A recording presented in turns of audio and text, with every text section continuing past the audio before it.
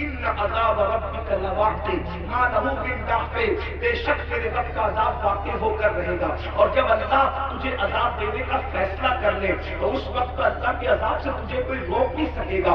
ان بطش ربک لشدید، تیرے رب کی پکڑ بڑی سخت ہے. لوگ سمجھتے ہیں اللہ کریم ہے، مولانا ہمیں معاف کر دے گا.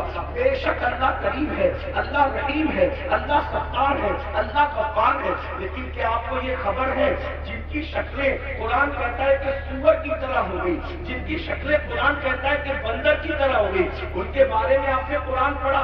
یہی تو ہے کہ قرآن نہیں پڑھا. سب کی کتاب پڑھی، رب کی کتاب نہیں پڑھی. کہانی کس سے پڑھے؟ کہوں کی کتاب پڑھی، سیریل دیکھے، ہنسنے ہنسانے کی سیریل دیکھے، رونے رلانے کی سیریل دیکھے، اللہ کی کتاب نہیں پڑھی.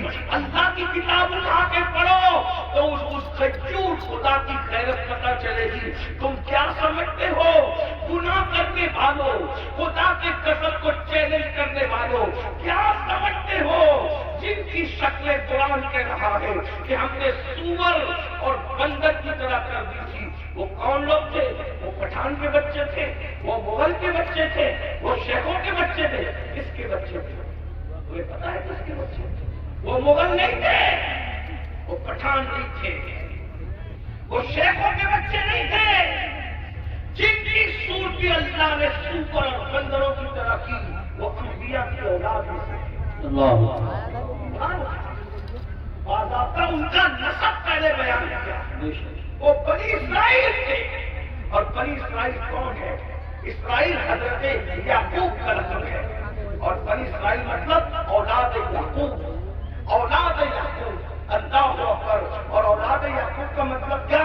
یہ بنی اسرائیل اور یعقوب علیہ السلام کا سلسلہ نسب کیا؟ یعقوب علیہ السلام کے ابا حضرت اسحاق علیہ السلام، اسحاق علیہ السلام کے ابا جان حضرت سیدنا ابراہیم علیہ السلام.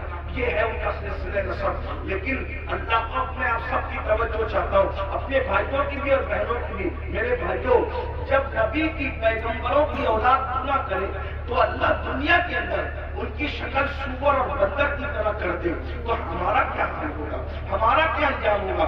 آپ سوچتے ہیں لیکن اس دنیا میں تو کسی کی شکل سور اور بندر کی طرح نہیں ہوتی.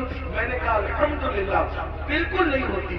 اس کی وجہ یہ ہے کہ ان کو جو پیغمبر ملے تھے وہ اور تھے اور ہمیں جو نبی ملا ہے وہ اور ہے.